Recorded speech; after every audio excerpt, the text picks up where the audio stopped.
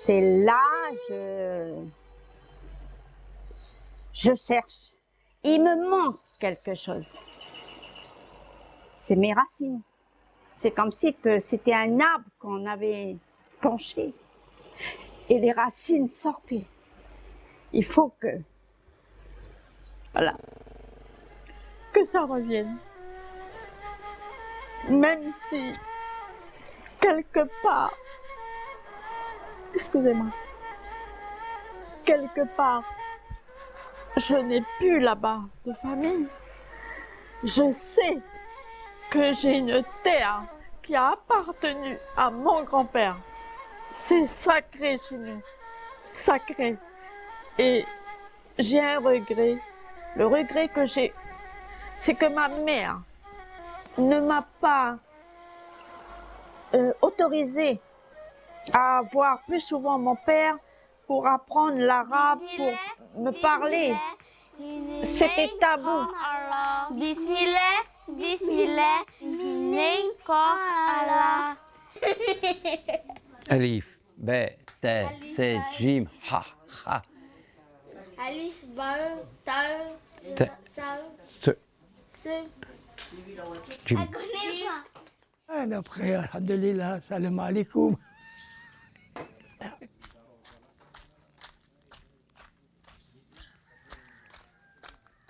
C'est pas haram. Taouti, ouais, Taouti, quand il est ici.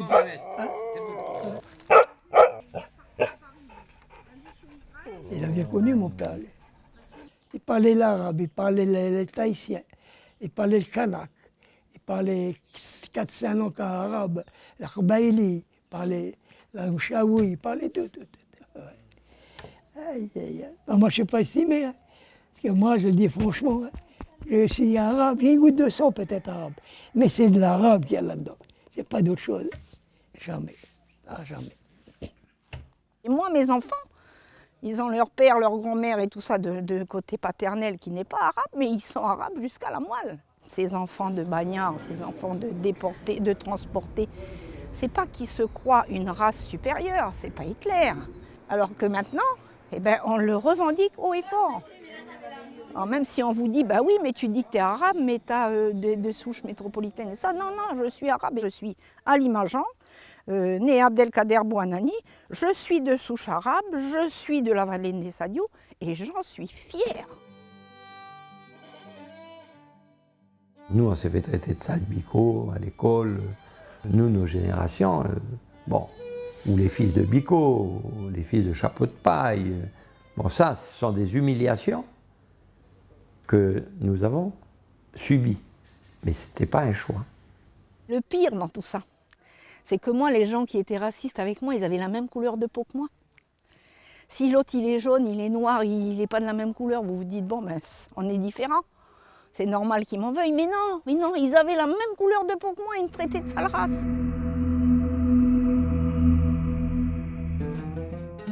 Je suis très fière en regardant la mer de me dire que là, sur cette même terre de Nessadiou, où il y a la mosquée, pas loin il y a la mer, et cette mer-là pourrait un jour m'emmener vers mes racines.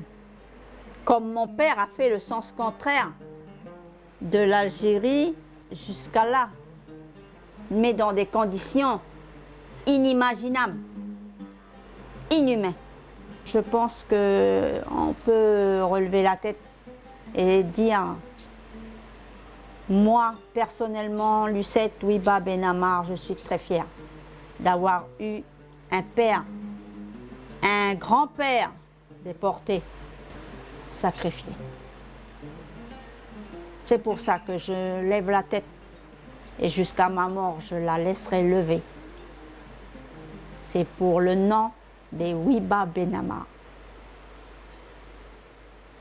Voilà.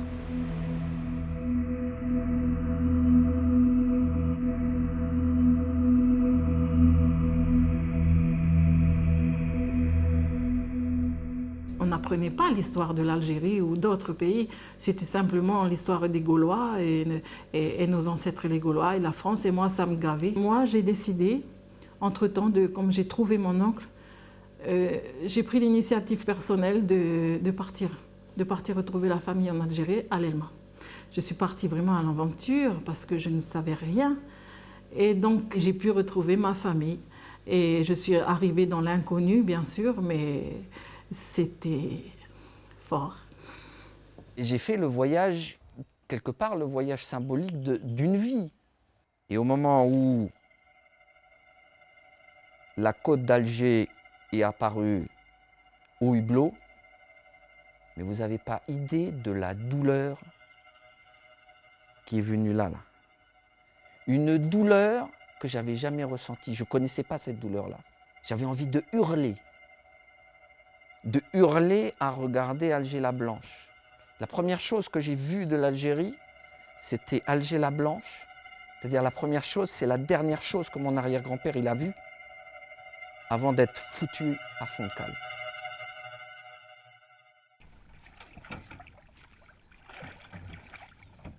On est parti dans la montagne à Djidjel, puis il y avait peut-être 200 bouffe-neige. De partout ça sortait, c'est une tribu hein, les bouffe-neige, hein. Ça sortait de partout, mais il y a des blancs, des noirs, des jaunes. Il dit ça c'est un bouffe-neige. Hein. Oh, et là on arrive, et là il bloque, et puis le vieux fait que ça calme ça. Là, la plateforme qui est là, avec le caillou au milieu, ça c'était, à moi il regarde mon père, normal, ça c'était ton grand-père. Ton grand-père qui a été déporté en Algérie, c'est là qu'il habitait. Mais il ne reste plus que la plateforme. Et là, ben, on s'est assis tous les trois, hein. Il y a une émotion très forte. Parce que là, on peut dire que nous, on demande là, quoi. Il y a une source qui coule dans la montagne, et là, les mecs, ils viennent chercher l'eau, tout. Et c'est la source des bouffe-neige. Donc, on a bu à la source. Et là, je veux te dire, quand tu bois là, tu dis, il y a quelque chose là. Là, tu sens quelque chose passer dans tes veines.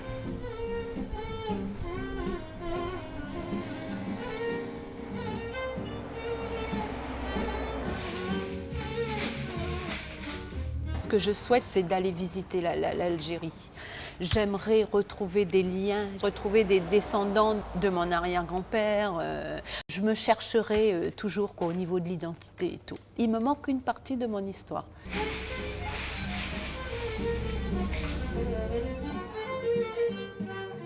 Pour nous, aller découvrir Alger ou certaines villes d'Alger, c'est quelque chose de fabuleux. J'ai pu discuter avec des gens d'ici, des descendants algériens qui ont été là-bas. Je veux dire, tous, sans exception, étaient enchantés. Je pense que ça pourrait être la même chose pour ceux qui pourraient venir nous voir.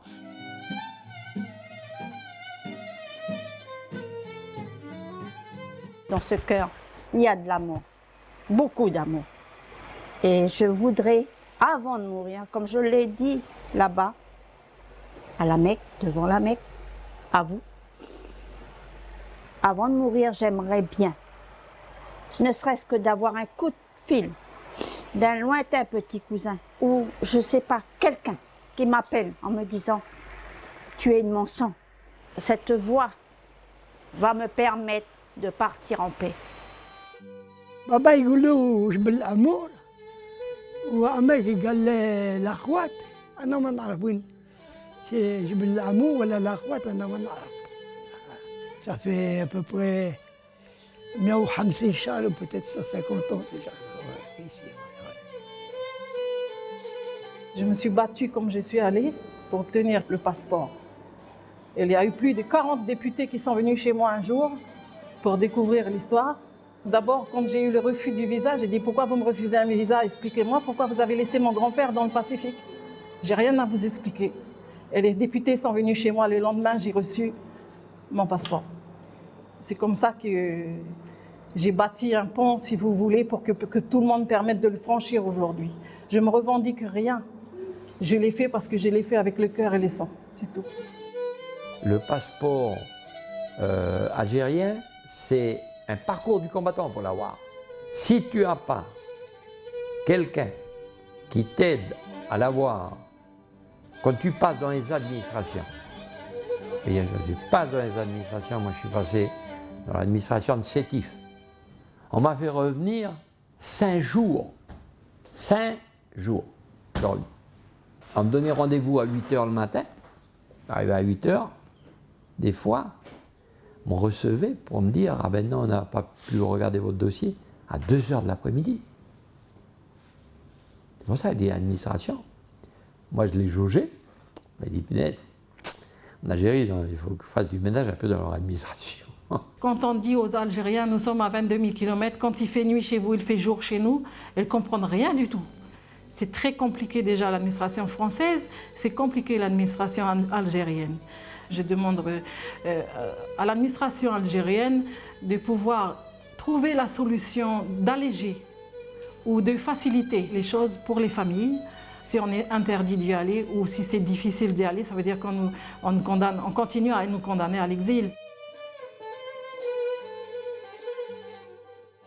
هذه القوانين لا تمنع هؤلاء المهجرين للاتصال بعائلاتهم والانتماء إلى مرجعيتهم الأصلية الجزائرية الأمازيغية، وبهذا يعني لا فيهم كثير لأنهم ينتمون إلى العائلة الأصيلة، يعني هم ليس من الدرجة الثانية أو الثالثة كما يتخيلون، بل هم من الأصول الفكرية والأصيلة التي صنعت هذا المجتمع وما هو عليه الآن.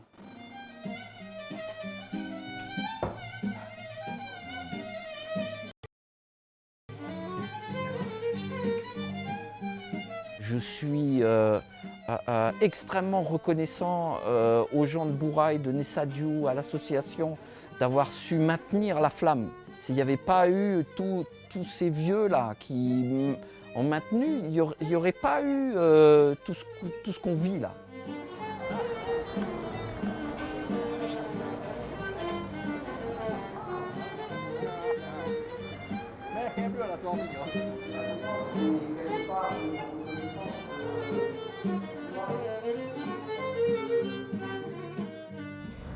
À Nessadiou, nous, on a gardé, on a su garder les coutumes, les traditions des vieux, la façon de vivre des vieux, le partage. C'est-à-dire que lorsque, par exemple, à 11 h, il y a des gens qui arrivent parmi nous, eh bien, on partage. Même qu'il n'y a pas assez, mais on fera le nécessaire pour que tout le monde puisse manger. On a gardé ces coutumes par rapport à l'islam. L'islam a fait beaucoup, parce que dans tous les autres villages où l'islam a disparu des descendants d'Algériens, ils n'ont pas gardé ces coutumes-là, ils n'ont pas les mêmes traditions. Ma passion pour le cheval, j'arrive à la vivre, c'est bien grâce à lui, à mon père et à mon grand-père. Aujourd'hui, donc, je suis bien sur les terres de mon grand-père, donc voilà, je peux que lui rendre hommage. Même de nos jours, on retrouve beaucoup de descendants d'Algériens qui ont des liens avec le cheval. C'est des personnes qui ont contribué longuement à l'élevage et au développement du sport hippique en Calédonie.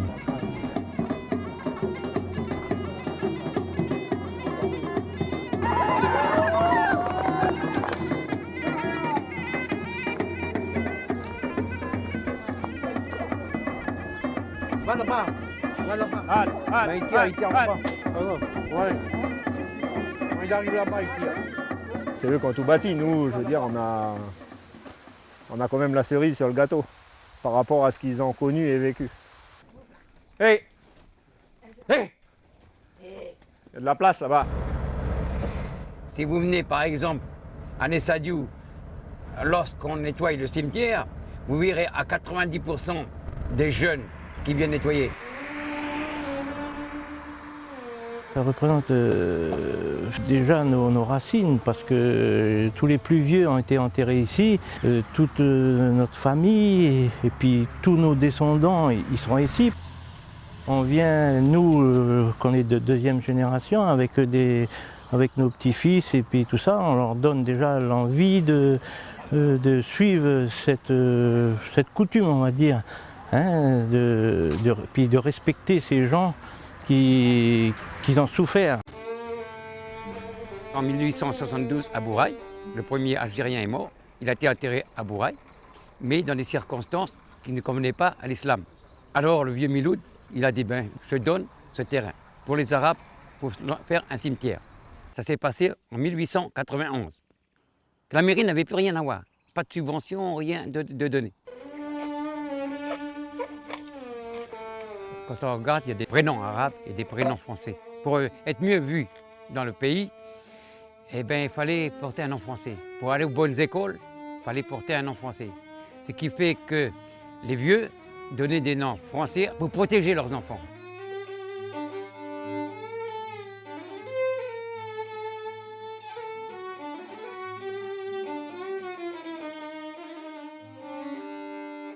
notre génération, bon, ben, on était des fils de bagnards, des enfants de bagnards. On était des Arabes, on était une sale race d'Arabes. Il fallait qu'on se conduise bien, il fallait qu'on réussisse. On a vécu le racisme à un point que vous ne pouvez pas imaginer. Moi, j'ai caché mon prénom. Je me suis fait embaucher dans l'administration sous mon faux prénom d'état civil. J'ai pris mes assurances vie sous mon faux prénom d'état civil. Et après, quand j'ai été pour être à la retraite et puis pour toucher mes assurances vie, ben, il a fallu que je justifie cette identité. J'avais pris mon prénom arabe. Parce qu'après, une fois que j'étais mariée, bon, c'est vrai qu'en étant jeune fille, c'était Abdelkader, donc ben voilà, hein, là, vous ne pouvez pas le cacher, vous êtes arabe, plus arabe que ça, tu meurs, quoi. Et après, quand j'ai été mariée, que j'ai pris le nom de mon mari, en ayant mon prénom français et mon nom de mariée, j'avais plus de traces, si vous voulez, de mon ethnie. Grand-père Bouffnech a été irondé, c'était un musulman. Ma grand-mère n'avait pas le droit, elle avait sa cuisine à part, parce qu'au début, elle était chrétienne. Il était droit. Il était droit, il était sévère, mais il était droit, mon grand-père. Et là, je suis sur la tombe de mon grand-père, Belkacem Bouffnech Ben Ahmed. Il est arrivé ici en 1896, à Pointe-Boute. Et ensuite, il s'est marié à Vaud en 1910 et il est venu s'installer à Nessadiou, car il savait qu'il y avait un cimetière musulman dans ce village. Mais souvent, il disait quand même à mon père, il racontait avec vos vieux, qu'il aurait aimé retourner en Algérie parce qu'ici, il était bien, mais ce n'était pas chez lui. On est un peu troublé quand on parle d'eux. On ne sait plus quoi dire. Mais dans le cœur, il y a toujours quelque chose qui va au-delà de ce qu'on peut dire, qu'on ne peut pas exprimer, qu'on ne peut pas dire. Mais c'est renfermé ici.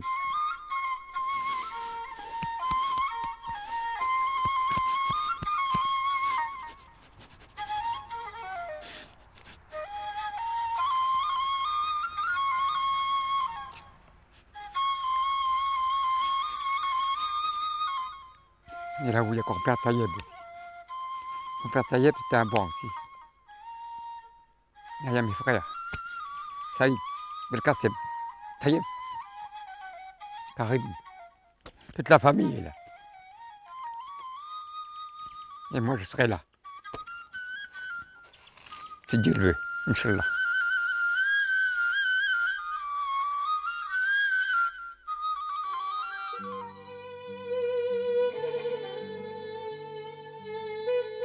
Mon grand-père maternel, il s'est fait condamner à la place de son frère. Mais son frère, quand il s'est vu mourir en Algérie, il a appelé ses enfants et il a dit, si vous avez l'occasion de raconter à nous, ses descendants, dit mon frère, il doit être mort, que finalement c'est eux qui devraient être ici et nous là-bas. Mais il n'a jamais dit à sa famille. Il chantait, il avait une flûte, il chantait le soir au crépuscule quand il avait un peu le cafard. J'ai été condamné, je suis innocent, j'ai été condamné à la place d'un autre, mais il n'a jamais dit que c'était à la place de son frère.